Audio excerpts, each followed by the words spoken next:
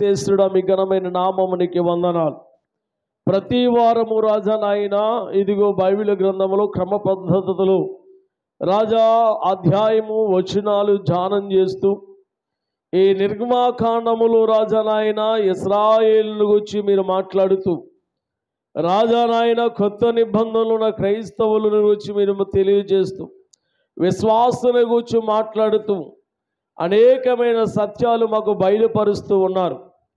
రాజా వాక్యం చదివిన బిడ్డలను, పాటలు పాడుతున్న బిడ్డలను, నీ సన్నిధికి వచ్చిన బిడ్డలను, ఇదిగో ఈ లైవ్లో వాక్యాన్ని వింటున్న బిడ్డలను రాజు ఈ యంత్రము ద్వారా మైక్ ద్వారా ఎవరైతే నీ వాక్యాన్ని వింటున్నారో వారందరినీ మీరు దీవించి ఆశీర్వదించమని, ఈ వాక్యము వారి హృదయంలో ఫలింపచేయమని యేసు నామమున మనము చేయుచున్నాము.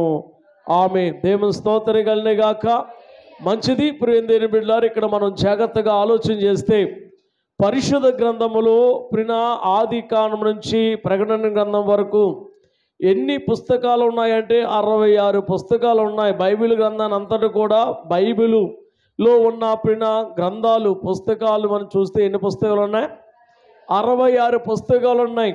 నా యొక్క ఉద్దేశము, దేవునికి ప్రేరేపణ మాకు ఇచ్చిన ఆలోచన ఏంటంటే బైబిల్ అంతటిని కూడా విపులంగా క్రమబద్ధంగా సంఘానికి తెలియచేయాలి అనే ఆలోచనతో ప్రియమైన క్రమబద్ధములో ఆది కాండము మొదలుకొని 50 అధ్యాయాలు కూడా మనం ధ్యానం చేస్తున్న దేవుని స్తోత్రం.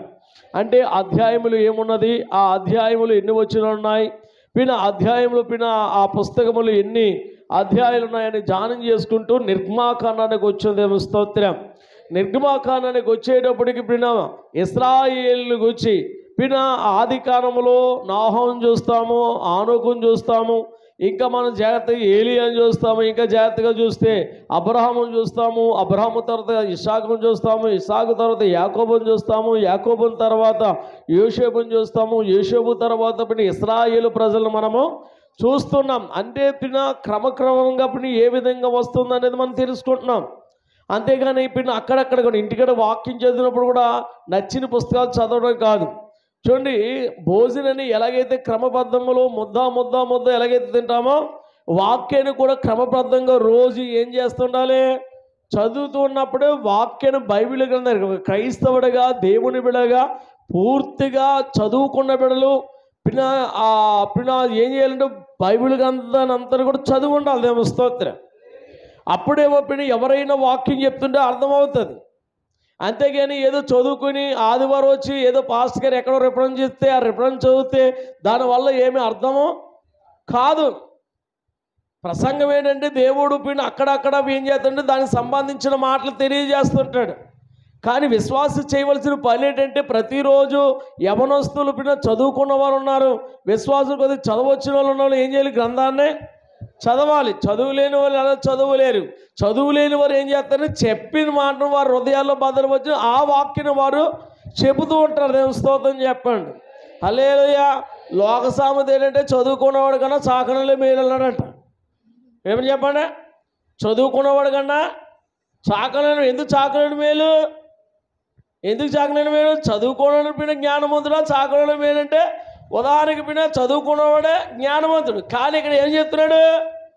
చదువుకున్నవాడే కన్నా చాకలను వేలంటే చాకలకు చదువచ్చా? రాదు. కానీ ఎంతమంది బట్టలు వేస్తారు ఆడికి? చాలామంది బట్టలు వేస్తారు. కానీ ఎవడ బట్టలు ఆడికి తప్పిపోకుండా పట్టుకెళ్ళి ఎన్ని జతలు బట్టలు వేసావో, ఏ బట్టలు వేసావో వాడు క్రమబద్ధంగా పట్టుకెళ్ళి ఇస్తాడు. దేవుని స్తోత్రం. అందుకే చదువుకునేవాడు కన్నా సాగడం అంటే లెక్కల్లోనూ ఇవ్వడంలోనూ కరెక్ట్గా ఉంటాడు. దేవుని స్తోత్రం.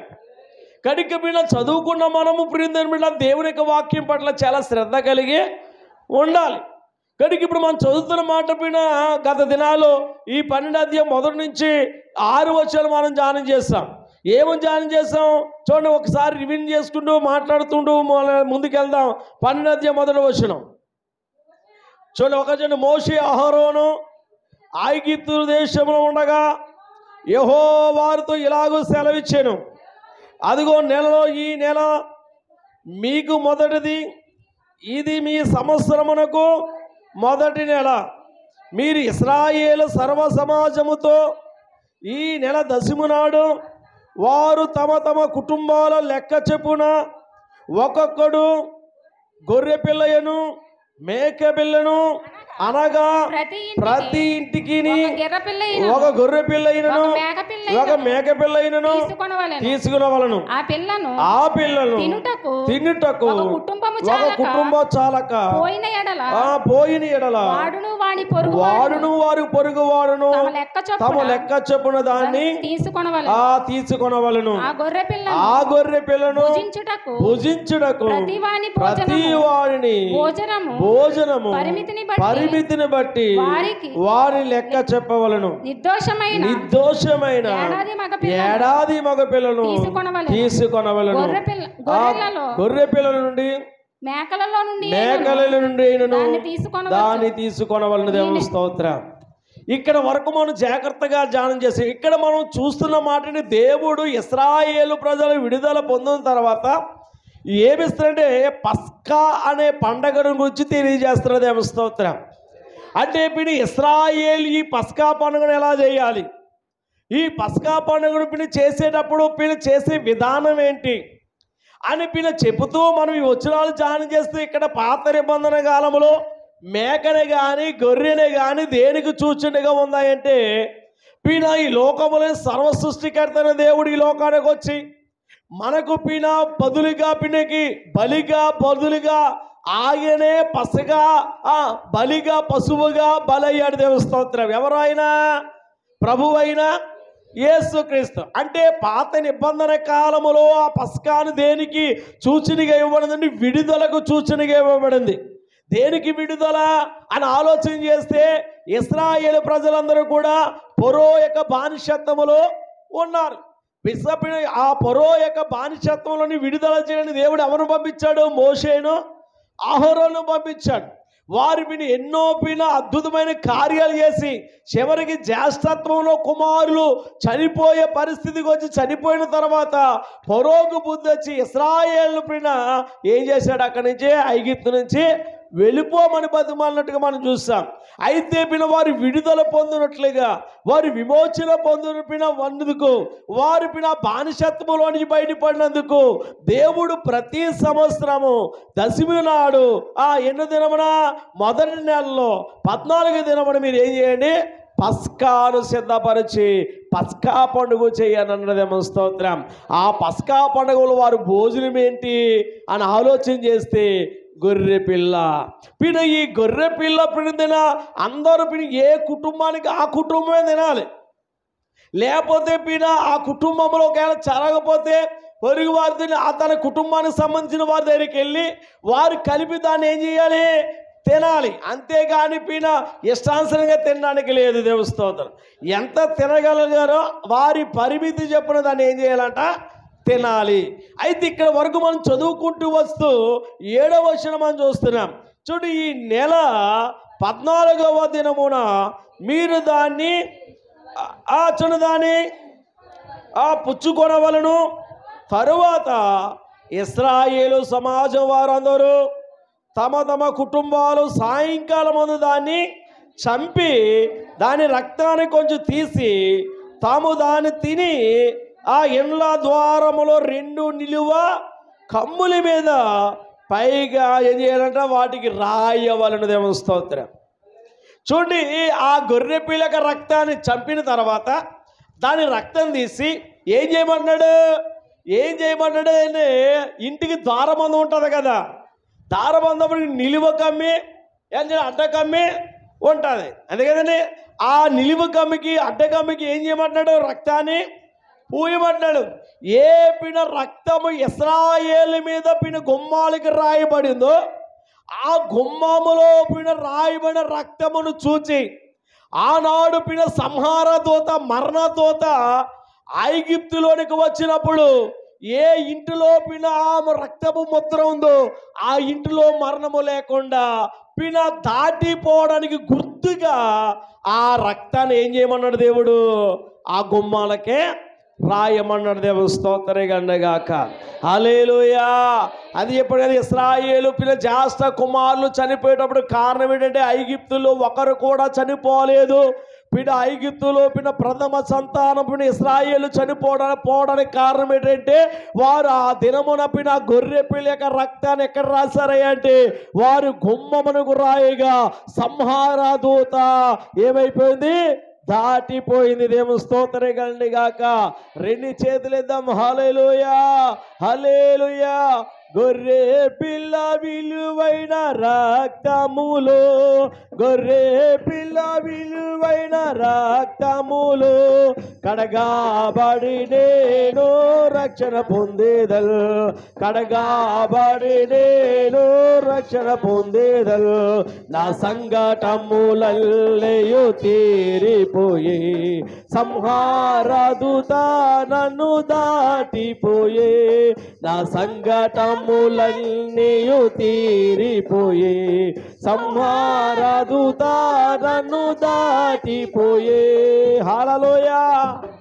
ఆ దినమున ప్రియుని ఇశ్రాయేలు పిన గుమ్మాల మీద రాయబడిన రక్తాన్ని చూసి ఆ మరణదూత పిని ఇశ్రాయేలు జాసత్వము చనిపోకుండా గుర్తుగా దేవుడు ఇశ్రాయేలుకి చెప్పిన మాట అంటే ఆ నిలువ కమ్మకి అడ్డ కమ్మకి ఏం చేయండి, రక్తాన్ని పూయమని చెప్పాడు. దేవుని స్తోత్రం కలుగును గాక. ఇక్కడ 7వ వచనం మనం జాగ్రత్తగా ఆలోచన చేస్తే చూడండి, అదే అధ్యాయంలో 22వ వచనం రండి ఒకసారి. 22వ వచనం జాగ్రత్తగా గమనిస్తే 22వ వచనంలో చక్కటి మాట కనబడుతుంది. మరియు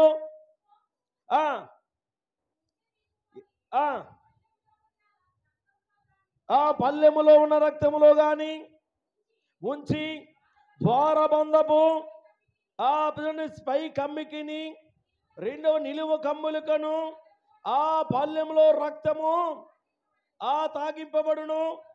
తరువాత మీలో ఎవడనైనను ఉదయం వరకు తన ఇంటి ద్వారము నుండి బయలు వెళ్ళకము. యెహోవా చూడండి, యెహోవా ఐగుప్తీయులను హతము చేయుటకు దేశ సంచారము చేయొచ్చు. ద్వారబంధపు కమ్మెల మీదను 2 నిలువ కమ్మెల మీద ఉన్న రక్తమును చూచి యెహోవా ఆ తలుపును దాటిపోయిన మిమ్మల్ని హతము చేయకుండా మేము ఇండ్లలోనికి ఆ సహారుకునికి చోటిని యుగము స్తోత్రగలనే గాక. అంటే మన ఈ వచనాలు మనకు అర్థమవుతుంది దేవుడు ఎందుకు ప్రియం బిడ్డారా. మీరు నిలువు కమ్మిలికి రాసిన తర్వాత మీరు ఆ రాత్రి ఇంటిలోంచి ఎక్కడ రావద్దు అన్నాడు, బయటికి రావద్దు అన్నాడు. ఒకవేళ వస్తే మీరు కూడా ఏమైపోతారు, చనిపోతారు. రాత్రి దేవుని యొక్క ఉగ్రత, ఆ రాత్రి ఐగుప్తు ప్రజలలో ఆ ప్రథమ కుమారులు చనిపోవడానికి ఆ ఉగ్రత రావడానికి కారణం ఏంటంటే ఫరోకి ఏం చేయాలి, బుద్ధి చెప్పాలి. కనుక దేవుడు బుద్ధిగాని చెప్తున్నాడు ఇశ్రాయేలు ప్రజలతో, ఇదిగో మీరు విడుదల చూచునుగా, మీరు విడుదల పొందినట్లుగా మీరు ఈ పస్కాని ఎప్పుడు ఆచరించాలో, ఏ సంవత్సరంలో ఆచరించాలో, ఏ నెలలో ఆచరించాలో, ఏ రోజున ఆచరించాలో అనేది వారికి చెబుతూ, ఇదిగో మీ పిల్లలు మీ కుటుంబం మీరు చావకుండా ఉండినట్లు ఆ రక్తాన్ని దారబంధానికి అడ్డు కమ్మికి నిలువు కమ్మికి రాసి మీరు ఇళ్లలో నుంచి బయటికి మీరు రావద్దు అని దేవుడు వారికి ఆజ్ఞాపించాడు. దేవుని స్తోత్రం గాక. ఇలాగ మనం ధ్యానం చేస్తే ప్రియమైన బిడ్డారా, రక్తానికి ప్రతి ఇంటికి పూజారు ఆ దినమున వారందరూ కూడా రక్షించబడినట్లుగా మనం చూడగలుగుతాం. అయితే ప్రియమైన బిడ్డలు, ఈ రక్తము దేనికి సూచనగా ఉందంటే యేసు క్రీస్తు మన అపరాధముల కొరకును పాపముల కొరకును చచ్చిన స్థితిలో ఉన్న మనను రక్షించడానికి యేసు క్రీస్తు యొక్క రక్తము ఈనాడు క్రైస్తవులుగా విశ్వాసులుగా ఉన్న మనకి ఆ రక్తము ద్వారా విడుదల విమోచన కలుగుతుంది. స్తోత్రగాక. ఆ గొర్రె పిల్ల రక్తం ఆ దినమున పస్కా ఆ పశువు లేక ఆ పస్కా యొక్క గొర్రె రక్తము ఏ విధంగా అయితే రాయబడిందో కొత్త నిబంధనకు వచ్చిన దేవుడే గొర్రె పిల్లిన రక్తములో మనం ఏం చేయబడాలి, ఈ రోజున కడగబడాలి. స్తోత్రగాక. ఆ గొర్రె పిల్ల యొక్క రక్తము, ఆ గొర్రె పిల్ల ఎవరు, ప్రభువైన యేసు క్రీస్తు. దేవుని స్తోత్రం గాక. అందుకే ఈనాడు ఆ గొర్రె యొక్క ఆ దినాన ఆ మాంసమును ఆ రక్తమును ఏ విధంగా అయితే సూచనగా ఉన్నాయో ఈ రోజు ఆ రక్తము ఆ శరీరాన్ని మనం ఏంటది మనం చూస్తూ ఉన్నాం. దేవుని స్తోత్రం చెప్పండి. రెండవ వచనం మనం జాగ్రత్తగా ఆలోచన చేస్తే 12వ అధ్యాయంలో 8వ వచనం మనం చదువుతున్నాం. 8వ వచనం చూస్తే మీరును ఆ రాత్రియే వారు అగ్ని చేత కాల్చబడిన ఆ మాంసమును పొంగని రొట్టెలను తినవలను. చేదకూరతో దాన్ని ఏం చేయాలంట? తినాలంట. దేవుని స్తోత్రం. ఆ గొర్రె పిల్లల పిన రక్తమును పినగా కొంచెము తీసి గాజులో రాసిన తర్వాత మిగతాది ఏం చేయాలంటే మాంసాన్ని కాల్చి, ఆ మాంసాన్ని కాల్చిన తర్వాత పిన రొట్టె ఏం చేయాలంటే ఆ రొట్టె ఏమవకూడదు? పొంగకూడదు. పూరిలా పొంగకూడదు సుమా. రొట్టె పొంగని రొట్టె వలె ఉండాలి. అందుకే ప్రభు రాత్రి భోజనం ఏం చేస్తున్నా? రొట్టెని ఏం చేస్తున్నామమ్మా? రొట్టెని ఇక్కడ మాంసం ఏ విధంగా అయితే కాల్చబడిందో యేసు యొక్క శరీరమును మనం భుజిస్తున్నాం. రొట్టెని ఏం చేస్తున్నా? కాలుస్తున్నాం. దేవస్తోత్రం గాక. కనుక రొట్టె దేనికి సూచనగా ఉంది? మాంసము దేనికి సూచనగా ఉంది? పాత నిబంధనలో ఇశ్రాయేలు ఆ పస్కా యొక్క గొర్రె యొక్క మాంసమును కాల్చి ఏ విధంగా అయితే తింటున్నారో, ఈనాడు యేసుక్రీస్తు రక్తము అనగా పస్కాని సూచనగా యేసుక్రీస్తు యొక్క శరీరాన్ని మనము పొంగని రొట్టెని తినాలి. దేవస్తోత్రం గాక. హల్లెలూయా, హల్లెలూయా. రొట్టె తింటున్నామంటే దాని అర్థం ఏంటి? ప్రభు రాత్రి భోజనం రొట్టె తింటున్నామని దాని అర్థం ఏంటి? రొట్టె గోధుమ రొట్టె అనుకుంటున్నావా? కాదు. ఆత్మీయంగా ఆలోచన చేయాలి. ఆ భౌతికంగా చూడకూడదు దాన్ని. ఆ రొట్టెని దేనిని మనం భావించాలంటే యేసు యొక్క శరీరం అని యోచించాలి. దేవస్తోత్రం. ప్రభు రాత్రి భోజనం నీకు రొట్టెని ఎందుకు ఇస్తున్నాడు? అంతేగాని నెలంతా చేసిన పాపాలని పోవడానికి మళ్ళీ నెల తినేసేసి, మళ్ళా పీన నెలంతా పాపాలు చేసి మళ్ళీ నెల తినేసేసి ఇలా చేయమన్నాడు దేవుడు.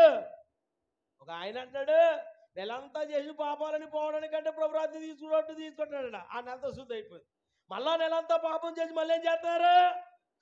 నెల తీసుకునేది కాదు ఇది. దేవస్తోత్రం. ఏటా తీసుకునేది. దేవస్తోత్రం. అందుకే సంవత్సరానికి ఒకసారి దీన్ని ఏం చేయమన్నాడు? సంవత్సరానికి ఒకసారి పస్కాని పండగ ఇశ్రాయేలుకి ఇచ్చాడు. అదే పస్కాను ప్రియని యేసుక్రీస్తున్న దినాల్లో కూడా ఆచరించాడు. ఆ తర్వాత నేను వచ్చేంత వరకు దీన్ని మీరు ఏం చేయండి అని శిష్యులకి చెప్పారు. కనుక జ్ఞాపకార్థము ఏం చెప్పండి? జ్ఞాపకార్థం కొడుకు ఎప్పుడు పెడతా చెప్పండి? జ్ఞాపకార్థం కొడుకు ఎప్పుడు పెట్టుకుంటా? సంవత్సరానికి కూటం వేరు. జ్ఞాపకార్థం ప్రభుని ఎప్పుడు జ్ఞాపం చేసుకున్నాం? ప్రతిసారి జ్ఞాపం చేసుకున్నాం. కానీ జ్ఞాపం చేసుకునేది సంవత్సరానికి ఒకసారి. అందుకే మనం సంవత్సరానికి ఒకసారి ఇవ్వడానికి ఏం చేస్తున్నా? సిద్ధపడుతున్నదేమో. స్తోత్రం. అలాగే ప్రభు రాత్రి భోజనం కీడికే కానీ మేలుకి కాదు. కనుక ప్రభు రాత్రి భోజనం అర్థం తెలియకుండానే రోజు ఇచ్చేది, రోజు ఇచ్చేసే వాళ్ళు ఉన్నారు. తర్వాత నెలకు ఒకసారి ఇచ్చేవాళ్ళు ఉన్నారు. వారం ఇచ్చేసిన వాళ్ళు ఉన్నారు. ఏది కరెక్ట్ అంటే వాక్యాన్ని సున్నంగా ఏం చేయాలి? ధ్యానం చేయాలి. మా సంఘం ఇంతే, మా పాస్టర్ గారు ఇంతే, ఎలాగే చేయమన్నాడు, ఎలాగే ఇమ్మన్నాడు. ఇది కాదు. వాక్యమును మనం అర్థం చేసుకుని ఆత్మీయముగా ఎప్పుడు ఎలాగ దేవుడు చేయమన్నాడో దాన్ని ఏం చేయాలి? ఆచారంలో ప్రారంభించి అలాగొచ్చేసింది ప్రతి నెల. అదే ఆచారం సంఘాల్లో ఏమైపోయింది? పాటిస్తూ వస్తున్నారు. దేవుని స్తోత్రం చెప్పండి. 2 చేతులు ఎత్తుదా, బిగ్గరగా చెప్దా. 2 చేతులు ఎత్తుదా. ఇక్కడ మనం జాగ్రత్తగా ఆలోచన చేస్తే ఇప్పుడు మనం చూసిన 8వ వచనం ఏం కనబడుతుంది? మాంసమును కాల్చాలి, దాన్ని ఏం చేయాలి? పొంగని రొట్టెలతో తినాలి. దాంతోపాటు ఏ కూర తినాలంట? చేదు కూరే. మనం చూడండి, రొట్టె ఏమో బాగానే ఉంది, మాంసం ఏమో బాగానే ఉంది. చేదైన కూరతో తినమండం ఏంటి? తింటే అప్పుడు చేదైన దాంతో తింటే ఏమవుద్ది? చేదుగానే. కానీ ఇక్కడ ఆత్మీయ అర్థాన్ని జాగ్రత్తగా ఆలోచన చేస్తే లోకాసు వార్తకు రండి. లోకాసు వార్తలో 22వ అధ్యాయము 8వ వచనం మనం చూస్తున్నాం. అసలు ఆ మాంసం ఏంటో, ఆ రొట్టె ఏంటో మనం జాగ్రత్తగా ఆలోచన చేస్తే జాగ్రత్తగా లోకాసు వార్త 22వ అధ్యాయము 8వ వచనం. యేసు పేతురును చూడు, మీరు వెళ్ళి మనం భుజించుడికై చూడు పస్కాను మన కొరకు సిద్ధపరచుడి వారిని పంపేను దేవుని స్తోత్రం. చూడండి, ఇక్కడ పాత నిబంధనలు మనం పస్కాను చూసాం. ఆ పాత నిబంధనలు ఎవరు ఆచరిస్తున్నారు? అది ఇశ్రాయేలు ప్రజలు ఆచరించబడి దేవుడు చెప్పాడు. అప్పుడు ఇశ్రాయేలు రక్షించడానికి సమస్త మానవాన్ని రక్షించడానికే సృష్టికర్తని యేసయ్య చెప్తున్నాడు. ఇదిగో పస్కాను సిద్ధం చేయడానికి ఎవరు పంపుతున్నాడు? అక్కడ ఎవరు పంపుతున్నాడు? పేతురును. జాగ్రత్త, ఎవరినే? యెహోవానా యోహాన్నా? మరి అదేంటి? జాగ్రత్త. కనుక బిడ్డ యోహానును ఇంకెవరు పంపుతున్నాడు? పేతురును పంపుతున్నాడు. అక్కడ మనం చూస్తున్నాము, జాగ్రత్తగా ఆలోచన చేస్తున్నప్పుడు 8వ వచనం నుంచి ఇంకా పై వచనం కూడా మనం చదివితే ఇంకా బాగా మనకు అర్థమవుతుంది. 2వ వచనం చదవండి. 3వ వచనం, 22వ అధ్యాయము 3వ వచనం. అంతటా 12 మంది శిష్యుల సంఖ్యలో చేరి ఇస్కరియోతు అనబడిన యోధాలో సాతాను ప్రవేశించిన కనుక వాడు వెళ్ళి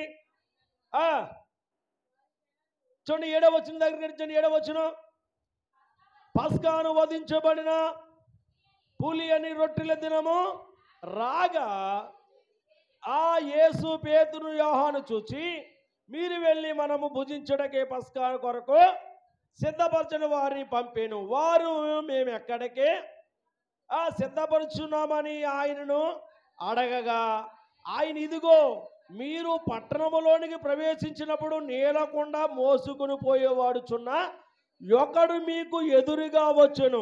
అతడు ప్రవేశించుచు ఇంటిలోనికి అతని వెంట వెళ్ళి, నేను నా శిష్యులతో కూడా పస్కాను భుజించుటకు విడిది గదిని ఒకటిని బోధకుడు నిన్ను అడుగుచున్నాడని ఇంటి యజమానికి చెప్పండి. అతడు సామాగ్రి యొక్క గొప్ప మేడగదిని మీకు చూపించును. అక్కడ సిద్ధపరిచిన వారితో చెప్పును. వారు వెళ్ళి ఆయన తమతో చెప్పినట్లుగా కొనుగిన పస్కాను సిద్ధపరిచినదేమో. స్తోత్రం. చూడండి, యేసు ప్రభువుకు మన జాగ్రత్తగా అర్థమవుతే ఇక్కడ చెప్తున్నాడు పస్కా పండుగ. పస్కా అనగా ఏంటి? పస్కా అనగా ఏంటి? పండుగ. ఒక పండుగ తినమాట. పస్కా అనగా ఏంటి? ఒక పండుగ తినక. ఆ పండుగలో ఆచరించవలసింది ఏంటి? వాళ్ళకు పండుగ ఇచ్చాడు. ఏంటి ఆ పండుగ? ఎందుకు ఇచ్చాడు ఈ పండుగ? ఎందుకు ఈ పస్కాను చేయమన్నాడు అంటే, ఇశ్రాయేలు ఐగుప్తు నుంచి విడుదల పొందుడు కనుక వారికి ఇచ్చాడు. ఇక్కడ యేసు ప్రభు కూడా వచ్చి కూడా ఆయన ఆచరిస్తున్నానికి పస్కాను సిద్ధం చేయమని చెప్పాడు. ఆ యోహానును ఇంకా పేతురికి చెప్పాడు, మీరు వెళ్ళండి. వాళ్ళకి డౌట్ వచ్చింది, మేము ఎక్కడ సిద్ధపరచాలి, ఎక్కడికి వెళ్ళాలి అని ఆలోచన వచ్చింది. వాళ్ళకు ఆలోచన వచ్చినప్పుడు, ఇదిగో మీరు వెళ్ళండి. మీకు వెళుతుండగానే ఒకడు ఏం చేస్తాడో నీలకొండతో ఎదురవుతాడు. ఆవిడ వచ్చి, ఇదిగో ఆయన కూడా వెళ్ళండి. ఆయన ఎంత దూరం వెళ్తే ఆయన కూడా వెళ్ళండి. ఆడిపోయిన ఇంటికి వెళ్తాడు. ఆ ఇంటికి వెళ్ళిన తర్వాత బోధకుడికి ఏం చేయమన్నాడు? ఒక గది అడగండి, బోధకుడు ఇమ్మానని చెప్పండి. వెంటనే మీకు ఏం చేస్తాడో ఒక విడిది గదిని. అమ్మ, ఏ గది? విడిది గదిని. అంటే విడిది గది అంటే విశ్రాంతి పొందడానికి. మనం కూడా అప్పుడప్పుడు ఇస్తాం కదా. ఎవరికే మాట్లాడరటి? ఎవరికి ఇస్తారండి విడిది గది? విశ్రాంతి పొందడానికి విడిది గది అంటే అర్థం ఏంటి? విడిపోమన్నా. విడిది గది అంటే ఏంటి? విడిది గది అంటే ఉండడానికి, విశ్రాంతి పొందడానికి. కనుక ఆ విధంగానే చెప్పినప్పుడు ప్రభుకి మంచి మేడగదిని చూపించి, ప్రభు రాత్రి అనగా పస్కా ఏం చేశాడంటే ఆ మేడగదులు ఆ నీలకొండ పోసుకున్న ఇంటి వాడి దగ్గరే ఆ యొక్క ఏం చేశాడు? పస్కానే సిద్ధపరచాడు. దేవుని స్తోత్రం. ఎందుకు ఈ విషయాన్ని ఇక్కడ ప్రస్తావన తేబడుతుంది? పాత నిబంధనలో చెప్పబడిన పస్కా కొత్త నిబంధనకి యేసుక్రీస్తు వచ్చినప్పటికీ యేసుక్రీస్తు కూడా ఏం చేస్తున్నాడు? పస్కానే చేస్తున్నాడు. అలాగ చేస్తూ ప్రియున మత్తయి సువార్తలోకి వచ్చండి.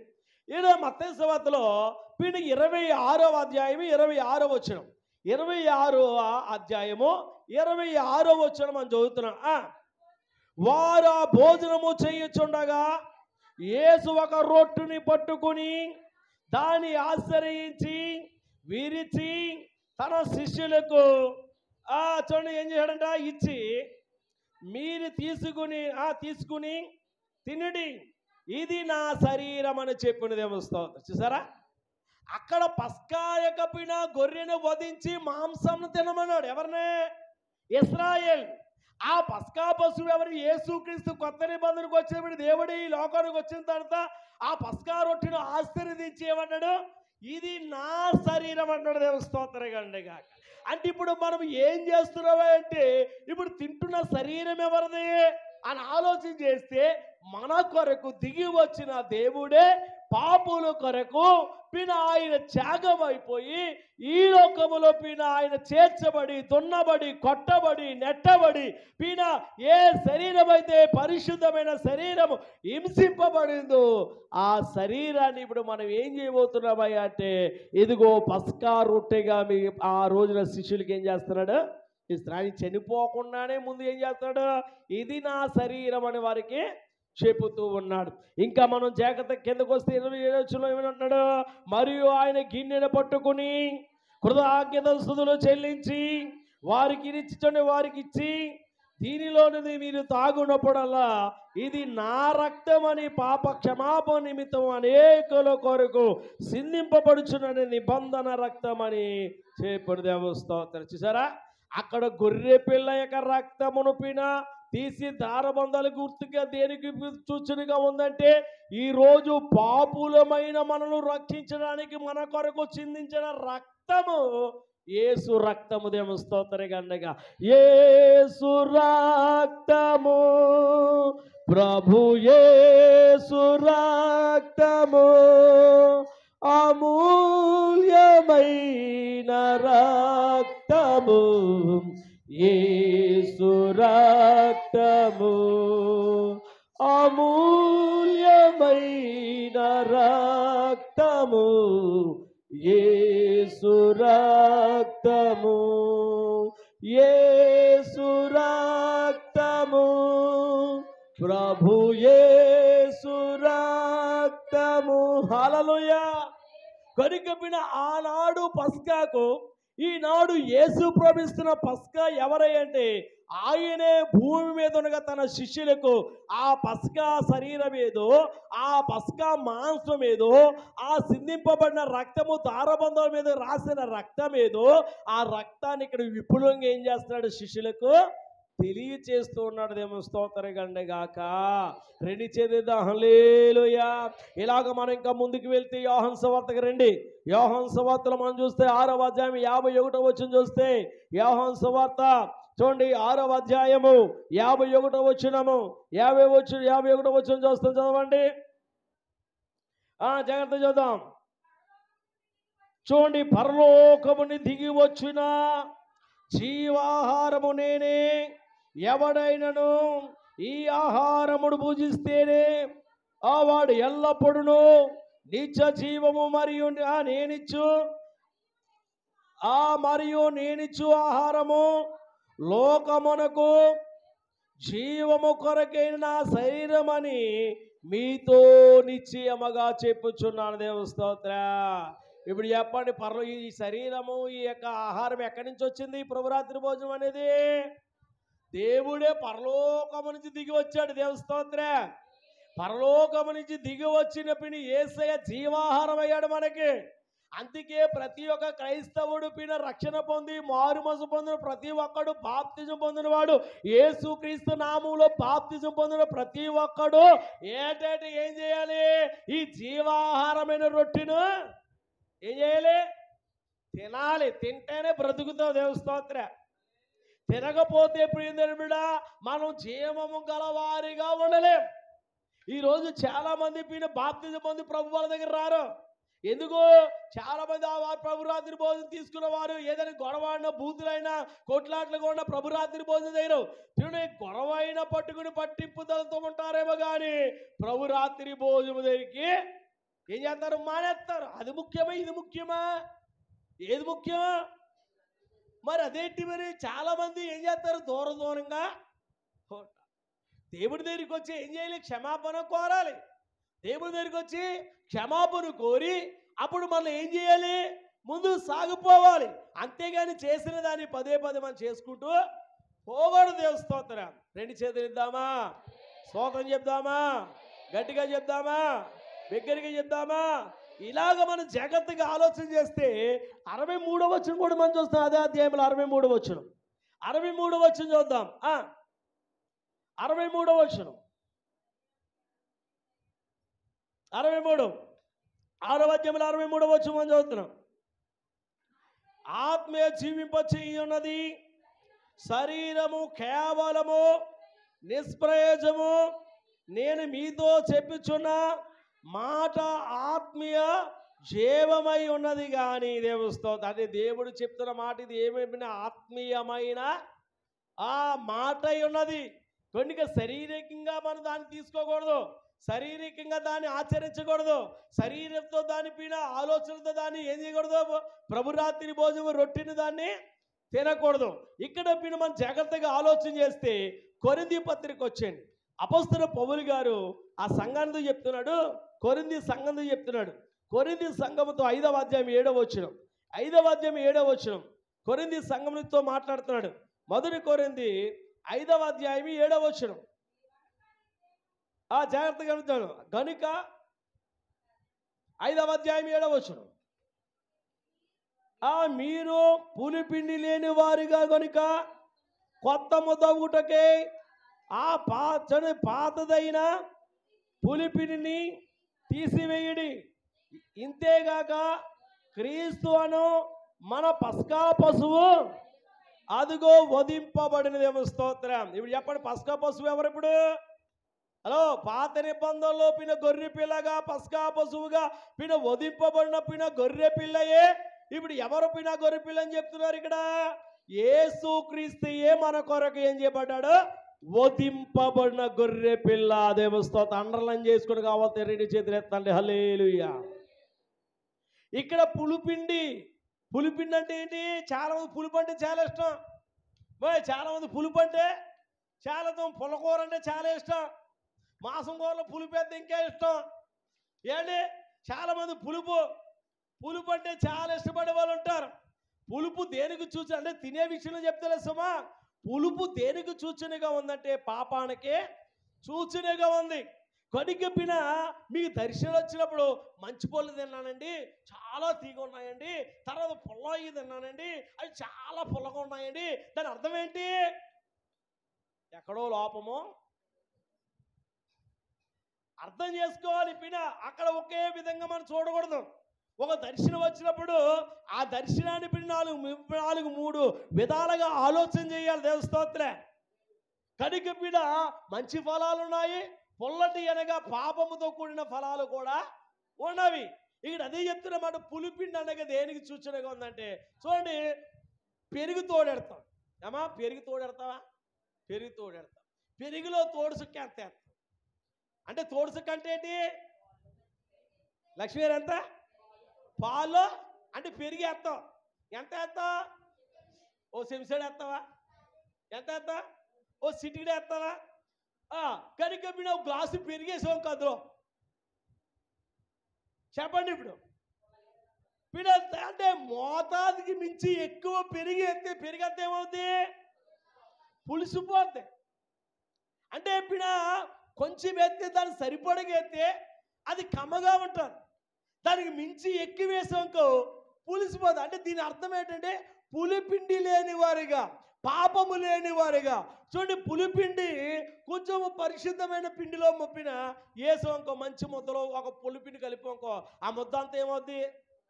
చెప్పండి. అంటే పులిపి ఎక్కిపోద్ది, పాడైపోద్ది. అందుచేత మనం పులిపిండి లేని వారమైనండి. పులిపిండి దేనికంటే పాపంతో పోలుస్తున్నాడు. పాపానికి సూచనగా ఉంది. మనం పులిని వారిగా ఉండకూడదు, మనం పాపము లేని వారిగా ఉన్నవారిగా ఉండకూడదు, పాపము లేని వారిగా ఉండాలి. దేవస్తోత్రం చెప్పండి.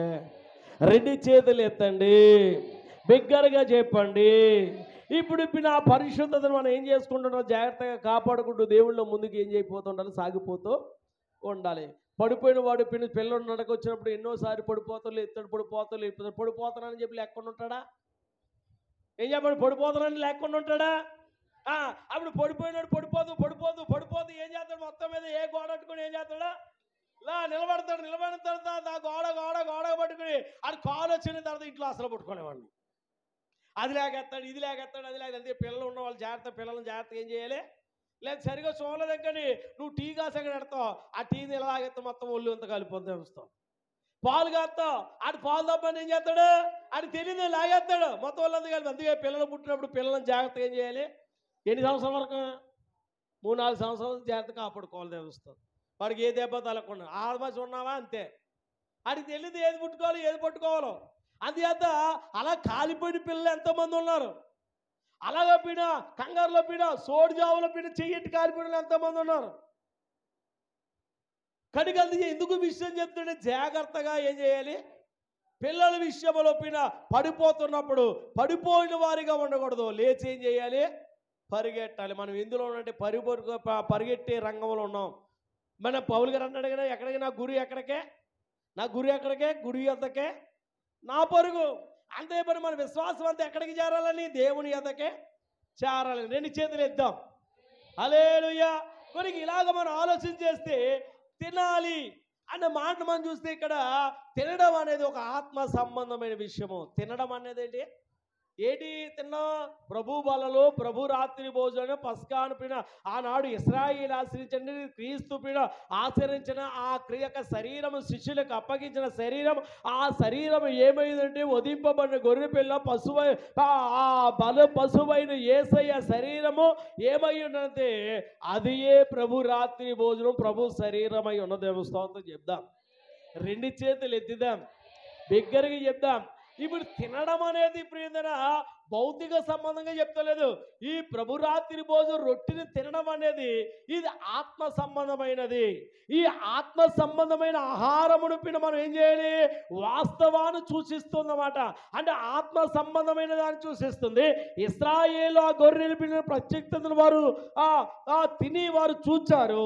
ఈనాడు క్రైస్తవ విశ్వాసులు ఆధ్యాత్మికంగా మనము దేవునికి బిడ్డలుగా మనం ఏం చేయాలంటే దాన్ని భుజించాలి. దేని భుజించాలి, యేసు యొక్క శరీరము ప్రభు రాత్రి భోజనం రొట్టెని ఏం చేయాలి, మనము పూజించాలి. ఆ రక్తాన్ని మనము త్రాగాలి. ఆయన రక్తము దేహము మన కోసము సిలువ పైన అర్పణగా ఆయన మన కొరకు ఏమయ్యాడంటే త్యాగమయ్యాడు, బలి అయ్యాడు. మన కొరకు ఆయన ఏమయ్యాడంటే మన కొరకు తన ప్రాణాన్నే అప్పగించాడు. దేవుని స్తోత్రం గాక. అది పాత నిబంధనలో వారు విడుదలకు సూచనగా వారికి దేవుడు ఇచ్చాడు. కొత్త నిబంధన ఈనాడు పాపులైన మనం పాపములో నుంచి విడుదల పొందిన మనకు యేసయ్యే శరీరమే రక్తమే మనకు విడుదలగా దేవుడు ఇచ్చాడు. దేవుడు స్తోత్రం గాక. రెండు చేతులకి దేవుడిగా స్తోత్రం చెప్దాం.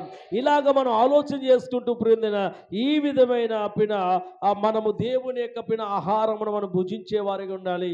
ఇంకను పొంగనిది అర్థం ఏంటి చూస్తే మనం పొంగని రొట్టెని మాత్రమే భుజించాలి. ఏ రొట్టెని తినాలి, పొంగని రొట్టెని మాత్రమే భుజించాలి. ప్రజలకు ఆహారంగా క్రీస్తు యొక్క పాప రహితుడిగా ఆయన మనకి ఏమయ్యాడంటే ఇదిగో ఆయన త్యాగమయ్యాడు. అందుకే రొట్టె ఏమయ్యాలంటే పొంగకూడదు. ఎలా ఉండకూడదా, రొట్టె ఎలా ఉండకూడదా, పొంగదు. మన కొట్టు మీద రొట్టెలు ఎలా ఉంటాయి, పొంగుంటాయి అవి వాక్యానికి. కానీ పొంగని రొట్టె అంటే ఎలా ఉండాలి, నెమ్మదిగా దాన్ని కాలుస్తూ అంతా ఉడికిడుతూ అంతా కూడా పొంగని రొట్టెగా తలసరగా దాన్ని ఏం చేయాలి, తినాలి. దేవస్థానం ఇది వాక్యము. అందుకే ఆనాడు పస్కాను వారు ఏ విధంగా తినడానికి కారణం ఏంటో అనేది మనం జాగ్రత్తగా ఆలోచన చేస్తూ ఇక్కడ చూడండి 6వ అధ్యాయం 35వ వచనంకి వచ్చండి. యోహాను సువార్తకి 6వ అధ్యాయం 35వ వచనంకి వస్తే అక్కడ చూపిస్తున్నాడు. 6వ అధ్యాయం యోహాను సువార్త 6వ అధ్యాయము 35వ వచనం. అందుకు యేసు వారితో ఇట్లనెను, ఆ జీవాహారము నేనే, నా యొద్దకు వచ్చేవాడు ఏమాత్రమును ఆకలి కొనడు, నా యందు విశ్వాసించిన వాడు ఎవడును తప్పికొనడు. దేవస్తోత్రం నాయన. ఏంటి ఆయన దగ్గరికి వచ్చాడు ఎవరో ఏం చేయాలంట, ఆహారము ఎంతమంది ఆకలి కొనడం. ఏ ఆహారం తింటేనే, జీవాహారం అనే రొట్టెని తినవాడు. ఇక్కడ నీళ్ళు, నేనిచ్చే నీళ్ళు దాటి ఎన్నడూ తప్పిగా కొనడంటే నీళ్ళంటే ఏంటి, ఇక్కడ రక్తమును, ఆయన శరీరమును ఆయన రక్తమును తాగివాడు ఎన్నడూ ఆకలి కొనడు, ఎన్నడూ తప్పి కొనడు. దేవస్తోత్రగాక. అందుకే మనం ప్రభు రాత్రి భోజనం ఎక్కడున్నది, ఏ ప్రాంతంలో ఉన్నా, హైదరాబాద్ ఉండొచ్చు, లేకపోతే విశాఖపట్నం ఉండొచ్చు, ఏ ప్రాంతంలో నువ్వు పనికి వెళ్ళిపో ఉండొచ్చు, ఈ ప్రభు రాత్రి భోజనం ఇస్తున్నారంటే నువ్వు ఎక్కడికి వచ్చేయాలి, ఈ యొక్క ప్రభు రాత్రి భోజనంలో తప్పనిసరిగా పాలు పొందాలి దేవస్థానం. చాలామంది దీని విలువ తెలియక పెళ్ళింటే పెళ్ళికిపోతుంది, పేడంటే పేరంటకపోతుంది, మానేసి ఊరిపోయాను చేస్తుంది. ఎవరో ఒక అన్యురాలు చేసిందంటే అర్థం ఉంది, ఎందుకు తెలియక చేస్తుందని. ఈనాడు క్రైస్తవులే ఏం చేస్తున్నారు? ప్రభు బల్ల అయినా సరే, ప్రభు రాత్రి భోజనం అయినా సరే, ఊరు ప్రయాణం చేసేవారు ఉన్నారు, పెళ్ళిళ్ళు చేసేవారు ఉన్నారు, పెళ్ళికి వెళ్ళేవారు ఉన్నారు, కార్యక్రమాలు చేసుకోవాలి ఉన్నారు. ఇది వాక్యానికి, దేవుని యొక్క వాక్యానికి చాలా వ్యతిరేకమైన పని. దేవుస్తూ యేసుక్రీస్తు నామములో రక్షణ పొంది మారు మనసు పొందిన ప్రతి ఒక్కడు ఎక్కడ ఉన్నా సరే ఈ ప్రభు బలలో పాలు పొందితే జీవింపబడతా. దేవస్తోత్రం. ఇది భౌతిక సంబంధమైనది కాదు. ఎక్కడిది? ఇది పైనుంచి పరలోకము నుంచి వచ్చిన జీవాహారము కనుక దాన్ని తినడానికి ఇష్టపడాలి. ఇంకొక విషయాన్ని మనం జాగ్రత్తగా ఆలోచిస్తే 48వ వచనం కూడా చూడండి. 48వ వచనం జాగ్రత్తగా గమనిస్తే 48వ వచనంలో చూడండి, విశ్వాసించిన వాడే నిత్య జీవం గలవాడు, జీవాహారము నేనే, మీ పితరులు అరణ్యములో మన్నాను తిన్నట్లుగా చనిపోయిరి, దీన్ని తిన్నవాడు చావకున్నట్లు పరలోకము నుంచి దిగి వచ్చిన ఆహారము అది. చూడండి, ఇశ్రాయేలు పైన అరణ్యములు ఉన్నప్పుడు ఏం తిన్నారు? మన్నాను తిన్నారు. మన్నాను తిన్నారు కానీ వారు ఏమైపోయారు? చచ్చిపోయారు. అయితే దేవుడు చెప్తున్న మాట ఏంటి తెలుసు? ఆత్మీయంగాను ఈ జీవాహారం ఎక్కడి నుంచి వచ్చిందంటే పరలోకం నుంచి వచ్చింది. దేవునికి శరీరము, దీన్ని తినవాడు ఎన్నడూ ఏమోడో చనిపోవడం అని విషయాన్ని తెలియజేస్తూ ప్రేమ ఆ ప్రజలకు చెప్తూ బైబిల్లో పొంగని అర్థం ఏంటంటే రెండో విషయాన్ని కూడా మనం చూస్తాం.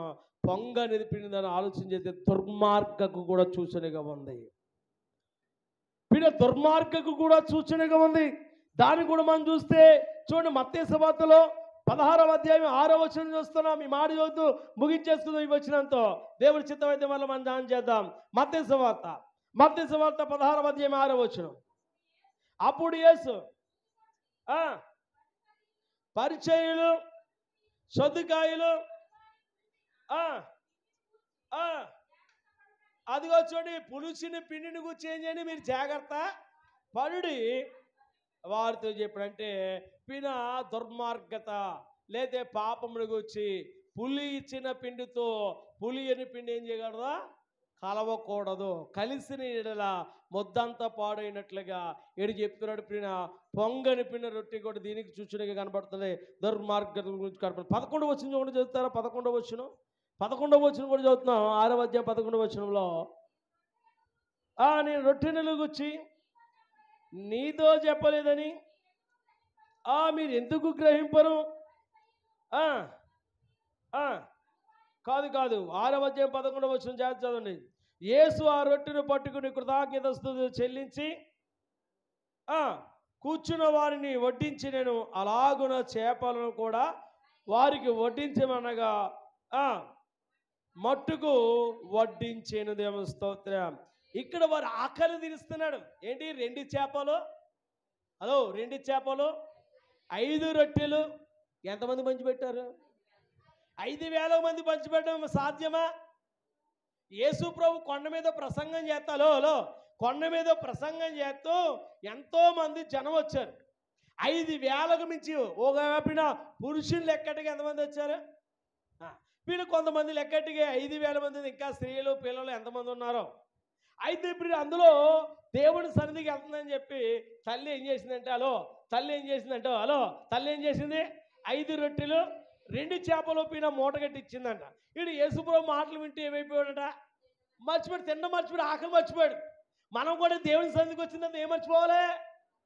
మా ఆయన వచ్చాడు లేదా, ఇంటికి తొలిపేసి వచ్చాడు లేదా, పిల్లోడు వచ్చాడు లేదో, ఆ టీవీ కట్టి వచ్చాడు లేదో, కొత్త గ్యాస్ మీద పాలెట్ వచ్చాడు కట్టేయమని వచ్చాను, ఆడు కట్టాడు లేదో, గ్యాస్ కట్టి వచ్చాడు లేదో అని ఇలాగ ఆలోచించకూడదు.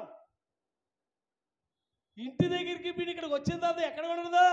మనసు అమెరికా కూడా వెళ్ళిపోద్ది. మనసు ఎక్కడికి వెళ్ళిపోద్ది?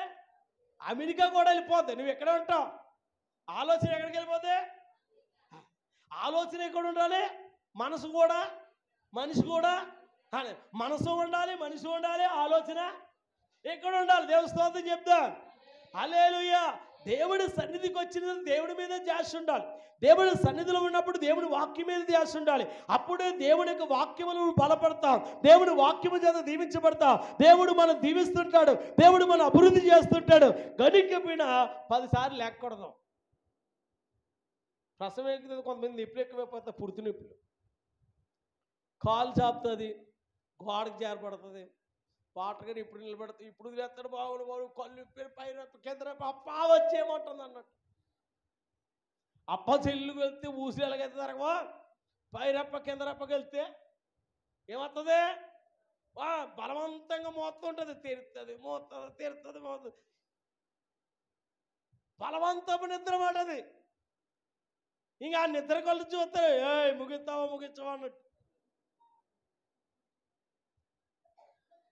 అంటే మొత్తు తీరుతూ కళ్ళు ఎలాగుంటాయండి? పరిపూర్ణంగానే నిద్ర. ఒక ఆవిడ అంటుంది, దేవుడు స్తోత్రం అని చెప్పగానే ఏమో నిద్రాత్రుడు అయ్యగారు ఇంటి దగ్గర నిద్రొత్తలేదు అంటుందండి. ఎక్కడ నిద్రొత్తలేదంట అంటే ఇక్కడ దేవుడి సన్నిధికి వెళ్తే నీకు జోలపాట్లం ఉందా? దేవుని యొక్క వాక్యం ఇప్పుడు ఎలాగనాలి? నిద్రపోవడం కూడా శ్రమే. హలో, దేవుడి సన్నిధికి వచ్చి నిద్రపోవడం కూడా శ్రమ తెలుసా? మెలుకుగా వినాలి వాక్యం. యేసు ప్రభు బిడ్డ శిష్యుని తీసుకెళ్ళాడు. ఆయన వివేకాంతంగా ప్రార్థన చేస్తున్నాడు. శిష్యులు ఏం చేస్తున్నారు? శిష్యులు ఏం చేస్తున్నారమ్మా? యేసు ప్రభు వచ్చేటప్పుడు నిద్రపోయారు. మొదటిసారి వచ్చాడు లేపాడు, రెండోసారి వచ్చాడు లేపాడు, మూడోసారి అంటాడు కొంతసేపు అయినా మీరు సోదరులో పడుకున్నట్లు మీరు మెలకుగా ఉండి. అంటే బినా నిద్రపోయిన దేవుని యొక్క వాక్యం వింటప్పుడు నిద్ర ఇంకో సోదరులు ఎక్కువవుతాయి, సమస్యలు ఎక్కువవుతాయి, నిద్ర దరిద్రత. దేవుని స్తోత్రం చెప్పండి. దేవుడు వాక్యం చెప్తుంది, ఎక్కువ చెప్పి నిద్రకూడదు. ఆడవాళ్ళైనా పురుషులైనా బేగ ఏం చేయాలి? 6 గంటలకే 10 గంటల దాకా నిద్రకూడదు, ఎండ ఇంట్లోకి వచ్చేసేదాకా. అందుకే పిండిదనా నిద్ర సోమర్థాన్ని నేర్పుతుంది. హలో, నిద్రపోయిన సోమర్థాన్ని నేర్పుతూ సోమర్థాలు రోగాలు ఎక్కువ అవుతాయి. దేవుస్తాం ఏ పని చేయకపోతే ఏమవుద్ది? ఎప్పుడు పడితే అప్పుడు అయితే ఏమవుద్ది చెప్పాలి? రోగాల పాలు అవుతాం. దేవుస్తాం చెప్పండి. హల్లెలూయా. కనుక ఇంకొక విషయం పౌలు గారు వాక్యం చెప్తున్నాడు. పిన్న 20 అధ్యాయం మనం చదివితే అక్కడ అర్థం మనకు కనబడితే అపోస్తలుల కార్యాల్లో ఇప్పుడు చదవకండి, కనుక చదివితే చాలా దూరం అయిపోతుంది. కనుక అక్కడ మేడగది ఎక్కి పౌలు గారు వాక్యం చదివితే ఒక ఆవిడ కిటికీలో కూర్చుని వాక్యం వింటున్నాడు. ఈ నిద్రాత్ర తిన్నాడు, కిటికీలో కింద పడిపోయాడు. పడిపోవడం కదా, ఎట్లా చచ్చిపోయాడు. అమ్మా నిద్ర చచ్చిపోయాడు. చచ్చిపోయిన తర్వాత పౌలు గారు ఎట్లే దైవశక్తి గలవాడు కనుక కిందకు వచ్చి ప్రార్థన చేయగానే ఆడు బతికాడు. బతికిన తర్వాత వాడు పైకి వెళ్ళి అప్పుడు వాక్యం తెల్లవారు వాక్యం చెప్పిన తర్వాత విస్తరించి వారికి ప్రవృత్తి బోధించి ఆ తర్వాత ఆయన ప్రయాణం అయినట్లుగా మనం చూసాం. దేనివల్ల? చచ్చిపోవడం ఎందుకు వచ్చింది? నిద్రపోవడం వల్ల. దేవుడి పని సన్నిధిలో మనం నిద్రపోకూడదు. చచ్చిన స్థితి. దేవునికి బిడ్డలు దేవుని సన్నిధిలో నిద్ర అవుతే మనం చచ్చిన స్థితిలో ఉన్నట్టు, ఆత్మీయ దిగజారిపోయిన స్థితిలో ఉన్నట్టు. దేవుని యొక్క వాక్యాన్ని ఎలాగైనాలి? మెలకువగా ఉండాలి, మెలకువగా వాక్యం వినాలి. ఇంకొక ఆయన ఉన్నాడు, దేవుడేమో టర్కీస్కి వెళ్ళి అన్నాడు, నిలివే పట్టుకు వెళ్ళమంటే ఈయన ఎక్కడికి వెళ్తున్నాడు? ఎవరైనా యానగారు ఏమంటే ఇంకేమవుతుంది? దేవుని స్తోత్రం చెప్పు. కనుక ఇక్కడ జాగ్రత్తగాని యానాతో దేవుడు మాట్లాడుతూ నిలివే పట్టణకి వెళ్ళయ్యా, అక్కడ పరిస్థితి బాగోలేదు, ఆ రాజుగారు బాగోలేదు, వాళ్ళందరూ బాగోలేదు, చెడిపోయారు, ఇదిగో వారు దేవుడి యొక్క ఒకరత్నం చెప్పు అని అంటే వీడు ఒక ప్రవక్త అయ్యండి ఏమెక్కాడు? నిలివే పట్టణం వెళ్ళవలసిన వారు ఎక్కకుండా తర్సీసు వారు ఎక్కాడు. వెళ్ళిపోయి ఎక్కడ పడుకున్నాడు? మాట్లాడరేటి వాడు అడుగు భాగం పడుకున్నాడంట. ఈ లోపల తుఫాను వచ్చేస్తుంది, ఈ లోపల బద్దలైపోయిన స్థితి వచ్చేస్తుంది, ఈ లోపల వారిలో సరుకులన్నీ పారేస్తున్నారు. వీళ్ళందరూ ఎవడవలు వచ్చింది ఆ అడుక్కెళ్ళే కొద్ది తీసేకొద్ది ఈ ఐగరు కొడుకున్నాడు అని నిద్ర వస్తున్నాడు. ఎవరా? దేవుడు ప్రవక్త అయిన యోనా పడుకుంటే అప్పుడు ఓరి నిద్రపోతా ఏంటి నిద్ర వస్తున్నాడు లే, ఏం సంభవించింది అని బయటకు వచ్చినానికి తుఫాను వస్తే ఎవరి మీద పీసి సీట్లు వేస్తే ఇప్పుడు ఎవరి మీద వచ్చిందని సీటీ ఈ పడుకున్నవాడు యాన మీదకి వచ్చింది మాట. వీళ్ళు భయపడిపోయి నువ్వు ఎక్కడి నుంచి వచ్చి నేను దేవుని సన్నిధి ఏదైనా అదే వచ్చి ఏం ఏం చేశాను ఆయన దగ్గర నుంచి వచ్చేసాను అనగానే నేను ఎబ్రిలు దేవుడు ఆ దేవుడి సన్నిధి నుంచి వచ్చేసాను అనగానే ఇంకా భయపడ్డాను. ఇప్పుడు ఏం చేయాలంటే ఏం అక్కర్లేదని కాలు చేతులు కట్టి సముద్రంలో ఆడేసా అంటున్నాడు. ఏమంటున్నాడా? కాలు చేతులు కట్టి సముద్రంలో అంటే వీళ్ళు ఇంకా వెళ్ళిపోయారు. కనుక ఈ పరిస్థితి ఎవరి వల్ల వచ్చింది చెప్పాలి? నిద్రపోతున్న యోనా వల్ల వచ్చింది. అలాగే ఇంటిలో ఉన్న క్రైస్తవ దేవుడి బిడ్డలు నిద్రపోకూడదు. ఎప్పుడు నిద్రపోవాలో అప్పుడే నిద్రపోవాలి. అంతేగాని పొద్దునుంచి సాయంకాలం సోమరులుగా మంచానికనే నొప్పి వస్తుంది కానీ నీకు నొప్పి రాదు. కొంతమందికి మంచానికి ఒక ప్రాణం ఉంది, మంచానికి ఒక ప్రాణం ఉంది అనుకో, ఎందుకే ఆత్మాలు నా మీద పడుకుంటున్నాను నేమో. నేను అంతేనండి. మనకన్నా నొప్పి రాదేమో కాపినా మనకన్నా నొప్పి వస్తుంది, మంచానికి నొప్పి ఉంటే పోతున్నా అది అలాగనేమో. కానీ మనం ఏం చేస్తాం? దుప్పడం మీద దుప్పడం ముసుకేసేసి శుభ్రంగా 12 అయినా 1 గంట అయినా తీరుబడుగులు అమ్మా టిఫినే అంట. టైం ఎంత అయింది? 11 అయింది. ఆవిడ ఎవడన్నా టిఫిన్ తింటాడా? ఆవిడ ఎవడన్నా టిఫిన్ అమ్ముతాడా? దేవుని స్తోత్రం చెప్తాం. హల్లెలూయా. ఎందుకు చెప్తున్న విషయం అండి? నిద్రపోకూడదు, నిద్రపోతులుగా ఉండకూడదు. హలో, ఏ పోతులు? నిద్రపోతులు. మన పిల్లలను కూడా త్వరగా లేపాలి. పడుకోనిలే, నువ్వే బతకవలసిన చేసేస్తున్నావు. పడుకోనిలే పిల్లే నీ సొంత మొత్తం తీర్చేస్తాం. దేవుని స్తోత్రం. పిల్లలు ఏం చేయాలి? త్వరగా లేపాలి. లేపాలి. రేపొద్దు పెళ్ళి అయిన తర్వాత అప్పుడు లేచిందంటో, ఇదేనమ్మ మీ అమ్మ ఎలాగే పెంచిందా నిన్ను అంటదంటరా? నీ ఇంటికి వెళ్ళి చెల్లొచ్చు. రేపొద్దు ఇంటికి వెళ్ళిన తర్వాత అత్తారి దగ్గర ఎలాగుంటే మొగుడికి ఇది ఎత్తవాళ్ళు నిద్రపోతురా బాబు అని కాపం ఉదేస్తాడు. స్తోత్రం చెప్పు దేవుని స్తోత్రం. అంటే పిల్లలకి ఉదయాన్నే చదువుకున్న పిల్లంటే 5 గంటలు లేచి వారు పుస్తకాలు తీసి చదువుకునే అలవాటు ఉండాలి. దేవుని స్తోత్రం. రాగానే వాడి ఇంట్లో పనికి సహకారి బిడ్డగా టైం అయిన స్కూల్కో కాలేజీకి వెళ్ళిపోయే బిడ్డగా ఉండాలి. దేవుని స్తోత్రం చెప్పండి. పూర్వం ఆ సిరీలో తెల్లారకుండా ఇంటికి వాకలు తుడిచేసుకునేవారు. వెలిగి వచ్చేది వాడికి అన్నీ తుడిచేసుకునేవారు. ఇప్పుడు 10 అయినా తుడితేది వాకలు అమ్మ. ఒకవేళ 10 తలుపు తీయలేదనుకో, ఏమైందో పక్క వాళ్ళు వచ్చి ఎత్తలేదు రేపు చచ్చిపోయిన అంతే. దేవుని స్తోత్రం చెప్తాం. కనుక ఎందుకు విషయాన్ని మీకు చెప్తున్నానంటే, ఇక్కడ దేవుని యొక్క వాక్యము చెప్తున్నప్పుడు మనము నిద్రపోతూ దేవుని యొక్క వాక్యాన్ని నిద్రపోవడం వల్ల జరిగే సంభవాలు మీకు చెప్తూ ఉన్నాను. మనము దేవుని బిడ్డలుగా ఇక్కడ చెప్తున్న మాట కొరింథీ పత్రికలో కొరింథీ సంఘానికి కూడా చెప్తున్నాడు. ఏ మాట అంటే 5వ అధ్యాయం 6వ వచనం 8వ వచనం కూడా చూడండి ఒకసారి. 8వ వచనం కూడా మనం జాగ్రత్త చూస్తే 8వ వచనం 5వ అధ్యాయం 8వ వచనం మనం చూస్తున్నాం. చూడండి, ఇంకా జాగ్రత్త చూడండి.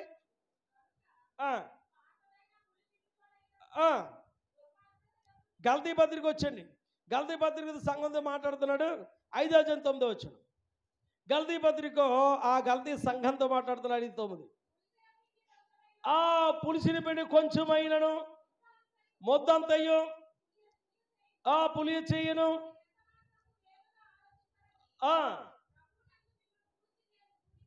అదనమాట. దేవుని స్తోత్రం. కనుక పులిసిన పిండి కలిసిందే దాన్ని ఎవడన్నా వేడి చేయగలరా? వేడి చేయగలరండి? వేడి చేయలేవు. పాలు నీళ్ళు కలిపి వేడి చేయగలవా? అమ్మ వేడి చేయగల పాలుగా నీళ్ళుగా కలిసి ఉన్నంత దాన్ని ఎంతసేపు వేడి చేయలేం. చూడండి, అప్పుడప్పుడు పాలు వేస్తుంటారు చాలా. అప్పుడప్పుడు పాలు వేసిన వాళ్ళు కొత్తగా పాలు వేసింది అనుకో, నొగరికి ఏలు కట్టిపోతుందన్నమాట. మునగా చెమ్ము నిండా పట్టుకొచ్చారు వారం రోజులు. సరే ఏలెడితే చేతికి ఏమైపోతే అయ్యి బాబాయ్ అమ్మాయి ఎంత ఈ వారం రోజులకి ముద్రలు అయిపోయి పలానా అమ్మాయి ఎంత చక్కగా వేస్తుందో శాంతమ్మ పాలు ఎంత చక్కగా వేస్తుందో అమ్మా నీ ఊరంతా చెప్పేది. ఈ లోపల 2వ వారం వచ్చేటప్పటికి అమ్మా నొగరలేదు. 2వ రోజు ఏం లేదు, చక్కగానే ఉంది కానీ ఏం లేదు, నొగరలేదు. ఏలు ముంచితే పాలు అంటుకుంటున్నాయి కానీ నొగరలేదు. ఇలాగ 3వ వారం వచ్చేటప్పటికి మొత్తానికే నీళ్ళే. అమ్మా పాలు ఇంతకీ ఏమన్నా గేదెక్కి నీళ్ళు తాగేస్తుంది. ఏం తాగేస్తుందంట? పాలు కోసం అయిపోతాడు. గేదెక్కి నీళ్ళు తాగేస్తుందట. అంటే ఎందుకు విషయం మీకు చెప్తున్నానంటే, ఇప్పుడు ఈ పాలు ఇలా నీళ్లు ఎప్పుడు ఎక్కువ ఎన్ని కలిపాడో తెలియాలంటే ఆ పాలు తోడెట్టిన తర్వాత తెలుస్తుంది. పాలు పెరిగిన తర్వాత ఆ చెంబులో ఎన్ని నీళ్ళు కలిపోతుందో ఆ నీళ్ళు పైకి వచ్చారు. చక్కెర పాలైతే నీళ్ళు ఉంటాయా? అబ్బాయి మేకలు అంటిపోతుంది దానికి దేవస్థానం. నీళ్ళు కలుపుతుందంటే తోడెట్టినప్పుడే పెరుగు తెలిసిపోతుంది దేవస్థానం. అంటే పెరుగు తోడెట్టినప్పుడే పాలు యొక్క నిజాయితీ ఏదో తెలిసిపోతుంది దేవస్థానం అని చెప్పాడు. కనుకంటే మనము పులిపిడిలో కలిసిపోయే వారిగా ఉండకూడదు. మన పరిశుద్ధునిగా ఉండి దేవుని బిడ్డలు అనేక నడిపించేవాడుగా ఉంటూ మనము పిన ఆ పస్కా పశువు మనం చూస్తే మనం చదువుల వాక్యవానికి వెళ్ళిపోతున్నాం. 12వ అధ్యాయంలో ఇప్పుడు 9వ వచనం మనం చదువుతున్నాం. ఏంటంటే దాని కాళ్ళను అగ్నితో దాన్ని కాచేయవాలట. తినకూడదా తినవాలట? చూడు, ఆ మాట మనతో వచ్చే వారంలో మనం ధ్యానం చేద్దాం. దేవుడు కొద్ది మాటలు దేవుడు దించును గాక. ఆమె మోకరించని ప్రార్థించారు. దేవా నీకు వందనాలు, పరిశుద్ధుడా మీకు వందనాలు. ఈ రాత్రి ప్రభు నాయన బిడ్డలతో నిర్గమాకాండంలో 12వ అధ్యాయం ద్వారా ఆ ఇశ్రాయేలుకు ఇవ్వబడిన పస్కా అనుకోవచ్చు. ఈ కొత్త నిబంధనలో క్రైస్తవులుగా విశ్వాసులుగా ఉన్నాం. ఆ పస్కా యొక్క పశువు మాంసము ఆ గొర్రె పిల్ల యొక్క మాంసము ఏమై ఉన్నదో ఎవరో అని మాకు రూఢిగా తెలియజేస్తాం. సంఘాన్ని మీరు దీవించండి, సంఘ బిడ్డల మీద దీవించండి, సంఘాన్ని ఇక్కడ వారు తెలియపరిచేయండి, ఇక్కడ బలపరచండి, స్థిరపరచండి. వాక్యములు ఇంకను రాజా ఉన్నతమైన ఆత్మీయులుగా ఇక్కడ స్థిరపరిచి నడిపించమని యేసు నామమున మనం చేయించున్నాము. ఆమేన్. దేవుని స్తోత్రగలనే గాక. హల్లెలూయా. ప్రార్థన చేద్దాం ప్రభు సన్నిధిలో. ప్రార్థన అవసరం చెప్పండి. ప్రార్థన జాగ్రత్తగా ప్రార్థన చేసి ముగించేసుకుందాం. ఎవరి గురించి ప్రార్థన